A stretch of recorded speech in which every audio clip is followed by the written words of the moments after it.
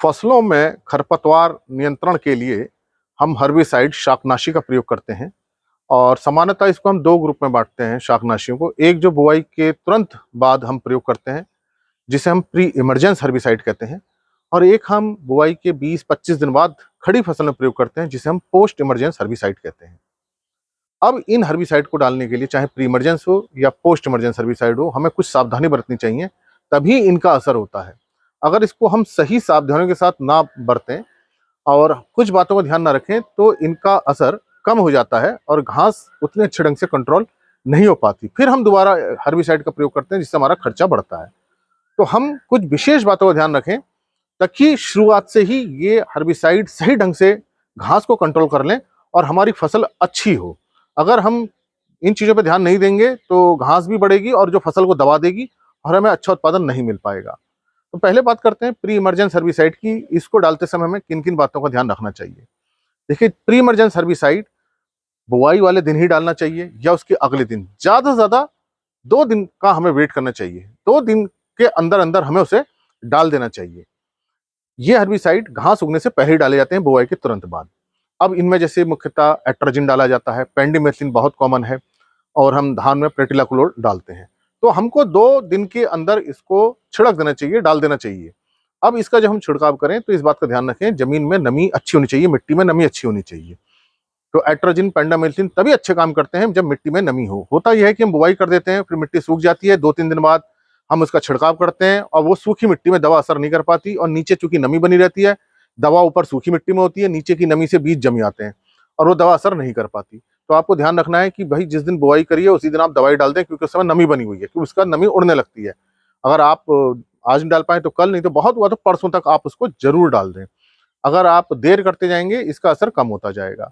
धान में आप डाल रहे हैं प्री इमर्जेंस हर्बिसाइड प्रोटिलाक्लोर, इस बात को ध्यान रखें कि धान के खेत में पानी भरा रहे, नहीं तो इस दवा का असर नहीं होगा। तो इस बात का भी हमें ध्यान रखना है कि पानी में हमको प्रोटिलाक्लोर को डालना है। और जो जैसे मक्का है या सोयाबीन है, जो दूसरी फसलें हैं, उसमें नमी होनी बहुत जरूरी है। तो एक समय बहुत महत्वपूर्ण है प्री इमर्जेंस हर्बिसाइड का, दूसरा नमी का होना बहुत जरूरी है। अगर समय सही नहीं है, नमी सही नहीं है, तो ये हर्बिसाइड काम नहीं करते और घास उग जाती है। फिर हमें लगता है कि दवा खराब है या नकली है, क्यों काम नहीं कर पा रही। और जब शुरुआत से ही घास निकल आती है, तो हमारी फसल बैठ जाती है और उतनी उसमें से टिलर नहीं निकल पाती है, लंबाई नहीं पकड़ पाती और उससे हमें कम उपज मिलती है। ये तो था प्री इमर्जेंस हर्बिसाइड। फिर है पोस्ट इमर्जेंस हर्बिसाइड, जो हम खड़ी फसल में डालते हैं 20 दिन बाद, 25 दिन बाद। तो पोस्ट इमर्जेंस हर्बिसाइड बहुत सारे आते हैं। जैसे मक्के के लिए हम बात करें तो टेम्बोट्राइन है, या टॉपरामिजोन है, मीजोट्राइन है। उसमें धान की बात करें तो बिस्पैरीबेक सोडियम है, उसके अलावा 2,4-D है, एमएसएम है, मेट सल्फोरान मिथाइल है। बहुत सारे हर्बिसाइड हैं जो अलग अलग फसलों में प्रयोग किए जाते हैं। अब इनका डालने का समय क्या है? 20 दिन, 15 दिन, 25 दिन, 30 दिन। देखिए, ये जो हर्बिसाइड डाले जाते हैं, ये घास की अवस्था पर डाले जाते हैं कि घास कितनी बड़ी है। घास जब अधिकांश घास की पत्ती 2 से 4 हो जाए, तब हमें इसको डालना चाहिए।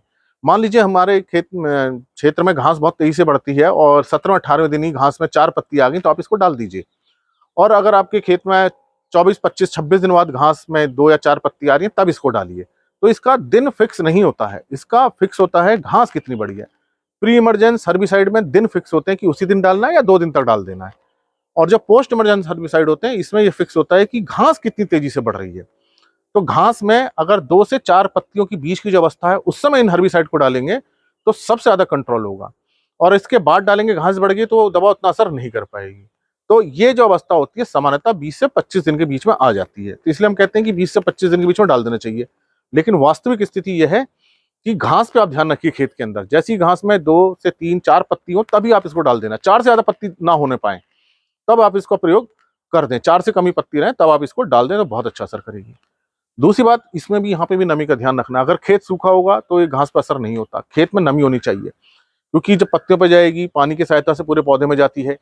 नमी, खेत में नमी नहीं होगी तो इसके अंदर, घास के अंदर भी नमी कम होगी, और जब नमी कम होगी तो दवा असर काम नहीं कर पाती है। तो इस बात का ध्यान रखना है, खेत में नमी अच्छी होनी चाहिए, तभी ये दवा असर करती है, अदरवाइज इसका असर नहीं हो पाता है। तो ये हमें ध्यान रखना है कि एक तो घास की अवस्था है, 2 से 4 पत्ती की अवस्था, दूसरा खेत में नमी होनी चाहिए। इसके बाद हमें इस बात पे ध्यान रखना चाहिए कि बारिश कितनी देर में हो रही है।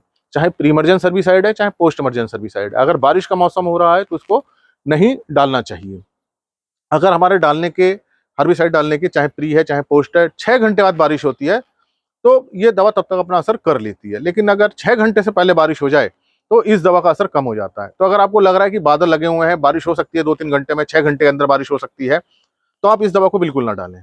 बारिश हो जाए उसके बाद डाल लीजिए। तो 6 घंटे का मतलब दवा डालने से लेके बारिश के बीच तक का 6 घंटे का सेफ पीरियड होता है, और 6 घंटे बाद अगर बारिश होती है डालने के, तब तब दवा अपना काम कर लेती है, इसका असर नज़र आ जाता है।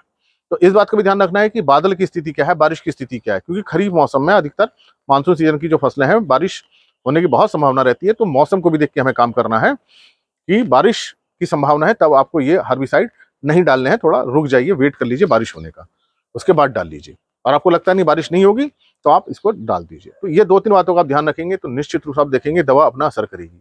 इसके साथ-साथ आपको ये ध्यान रखना चाहिए कि पानी की कितनी मात्रा बताई जा रही है। पानी की जो अधिकांश मात्रा होती है घोलने की, वो 1 एकड़ में 150 से 200 लीटर होती है। तो पानी बहुत ज़्यादा नहीं मिलाना है, नहीं तो ये डाइल्यूट हो जाती है दवा, और जब डाइल्यूट हो जाती है तो ये अपना असर नहीं कर पाती। तो 1 एकड़ में 150 से लेके 200 लीटर, अधिकतम 200 लीटर तक का पानी का हमें प्रयोग करना चाहिए। और इससे कम अगर आप पानी का प्रयोग करते हैं, तो दवा सही ढंग से पूरे फैल नहीं पाती, पूरे एकड़ में नहीं कर पाएगी, फैल नहीं पाएगी, कर नहीं पाएगी उसको, दवा को पूरा हम कम पड़ जाएगी।